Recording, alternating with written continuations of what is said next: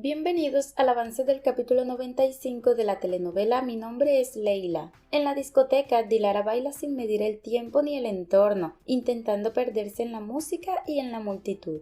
Su energía solo se interrumpe cuando el chofer se abre paso entre la gente y la llama con insistencia. Ella, molesta por la interrupción, le pregunta qué sucede.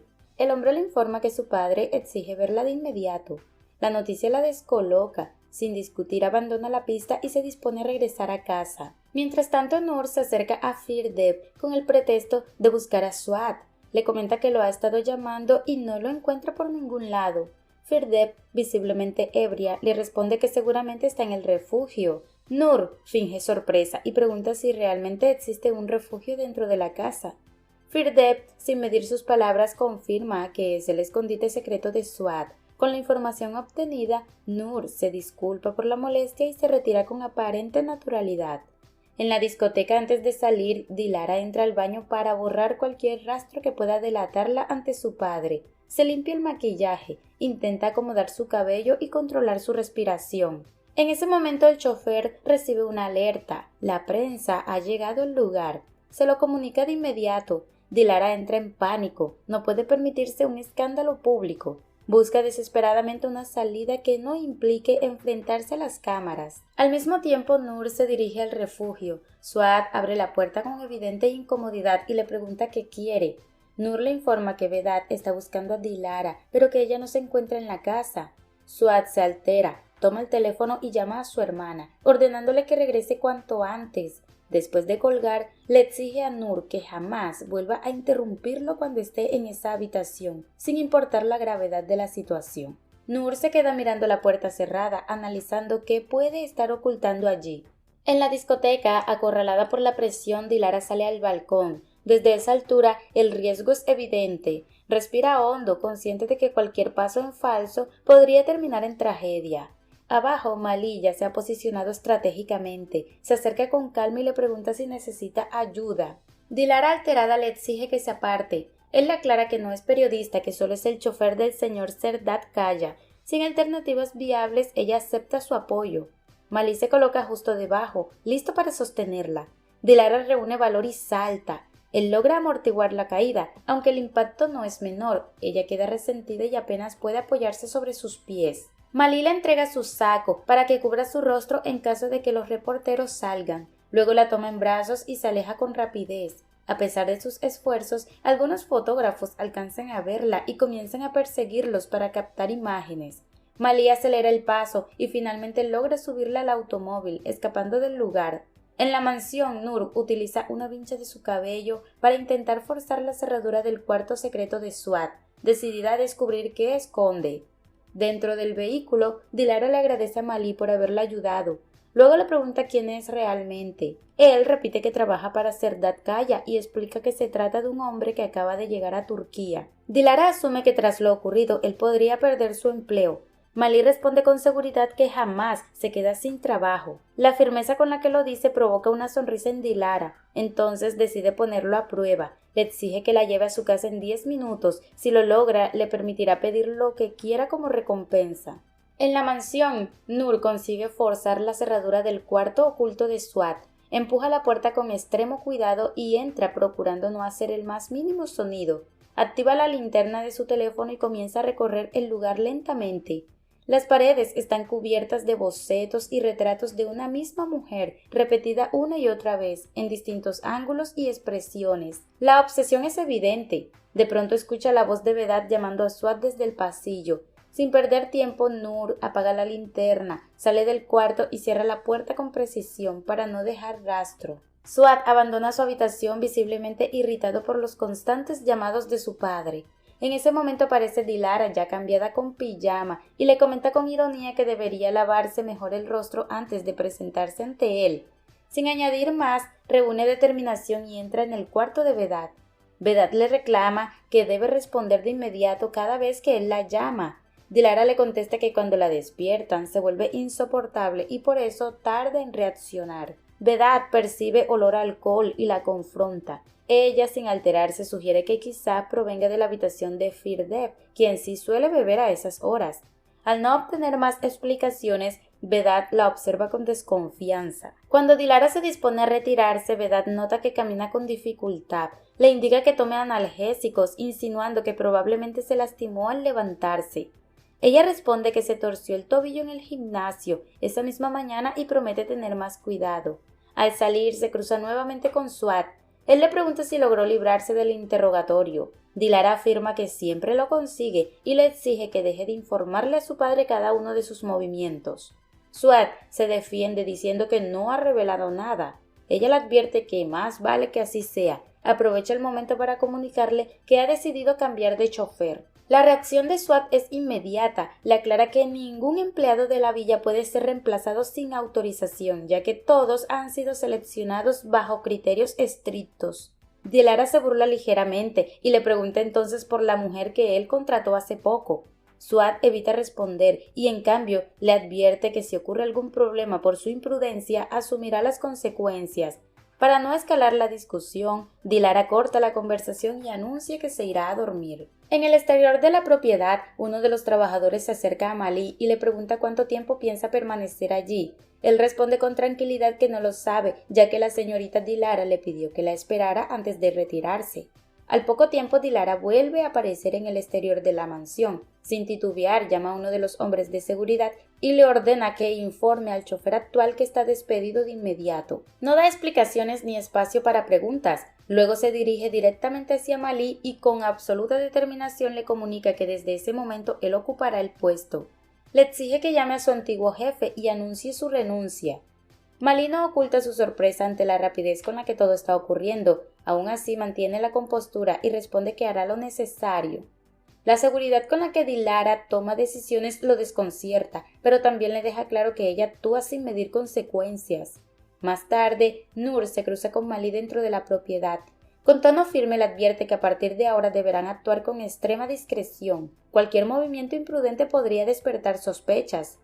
A cierta distancia, Swat observa la interacción entre ambos. Los analiza unos segundos intentando encontrar algo fuera de lugar, pero finalmente no detecta nada que le parezca alarmante. Nur continúa su recorrido habitual y sale de la casa con la excusa de tirar la basura. Apenas se aleja unos metros, su teléfono suena. Es Leila. Nur responde sin rodeos y le pregunta qué quiere. Leila le informa que la está esperando en la playa y que necesita hablar con ella. Nur acude al encuentro. Al verla sentada frente al mar a esas horas en la noche, le pregunta por qué sigue despierta. Leila explica que no pudo conciliar el sueño y que además tenía asuntos pendientes que discutir. Le pregunta cómo le ha ido en su primer día en el nuevo empleo. Nur responde que le ha ido mejor de lo esperado, que mantenerse ocupada le ayuda a mantener la mente clara. Leila no pierde tiempo y le advierte que debe tener cuidado, que es evidente que ingresó a esa casa con intenciones ocultas. Nur contraataca recordándole que ella hizo extremadamente lo mismo cuando se infiltró en la familia Yildiz, fingiendo ser cocinera. La acusación es directa. Leila le pregunta entonces cuál es su verdadero motivo para estar en esa casa. Insiste en que no puede ser algo casual, que debe haber un asunto personal detrás, sobre todo ahora que se trata de su propia familia. Le pide que se aleje antes de causar un daño irreparable, que no permitirá que utilice a esa familia para apropiarse de la Villa del Mar. Nur la mira con frialdad y le deja claro que no piensa apartarse. Afirma que en ese tipo de juegos, quien aparenta ser más correcto y obediente suele terminar siendo el más vulnerable. Leila le repite que no permitirá que destruya a esas personas.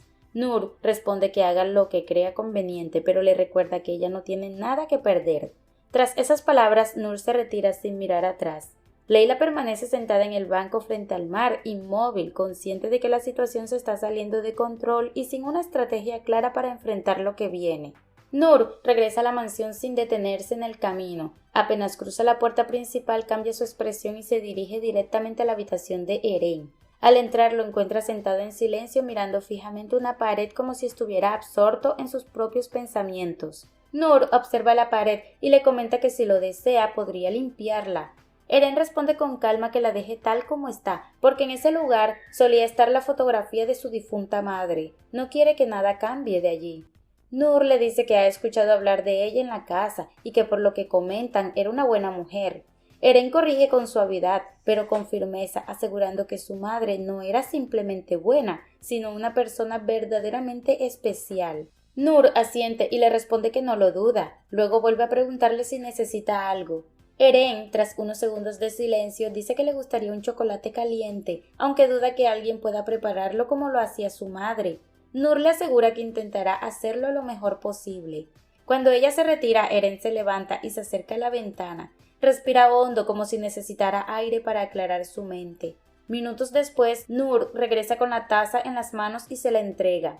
Eren prueba el chocolate y sorprendido comenta que está muy bueno, que incluso sabe igual al que preparaba su madre. Nur agradece el comentario, sin extenderse y se retira discretamente. A la mañana siguiente, Eren comienza a organizar su ropa con la intención de regresar a España. Mientras dobla algunas prendas, no puede evitar pensar en Leila, en su rostro, en la conexión que sintió con ella. Sabe que si se va tendrá que despedirse otra vez. En ese momento fija la mirada en su cámara. Una idea cruza por su mente y baja rápidamente al sótano. Allí, para su sorpresa, encuentra todas las pertenencias de su madre, almacenadas sin ningún cuidado especial. Una empleada aparece y él, sin ocultar su indignación, le pregunta por qué las cosas de su madre están en ese lugar. La mujer le responde que fue una orden directa del señor Swart. Eren no puede creerlo. Se pregunta cómo su primo pudo permitir algo así. Luego pregunta dónde están exactamente sus objetos personales. La empleada le indica que los trasladaron a la habitación del fondo. Eren suelta una risa breve, cargada de ironía, al notar que ni siquiera se tomaron la molestia de respetar la memoria de su madre. Aún así, decide no confrontar a nadie en ese momento. Se acerca a las cajas y comienza a revisar con cuidado. Encuentra su antiguo álbum de fotografías y al abrirlo, los recuerdos lo envuelven. Sonríe al ver imágenes de su infancia, momentos sencillos que ahora adquieren un valor inmenso. Mientras tanto, Leila despierta con un cansancio que no es solo físico. Las palabras de Nur resuenan en su mente. La acusación de que por su culpa Handan, la madre de Eren, murió. Esa idea no la deja en paz. Eren por su parte aprovecha para ir al cuarto oscuro, revela la fotografía que le tomó a Leila y la observa detenidamente. Decide conservarla como un recuerdo personal antes de marcharse. Luego vuelve a las pertenencias de su madre y encuentra una carta dirigida exclusivamente a él. Reconoce de inmediato la letra. Empieza a leer. Su madre le habla de su vida, de los errores que cometió, pero sobre todo del amor profundo e incondicional que siempre sintió por él. Las palabras lo conmueven hasta las lágrimas. Continúa leyendo y descubre que la carta contiene advertencias. Ella le revela aspectos ocultos de la familia, menciona lo perturbador que puede llegar a ser su comportamiento cuando se trata de dinero y poder.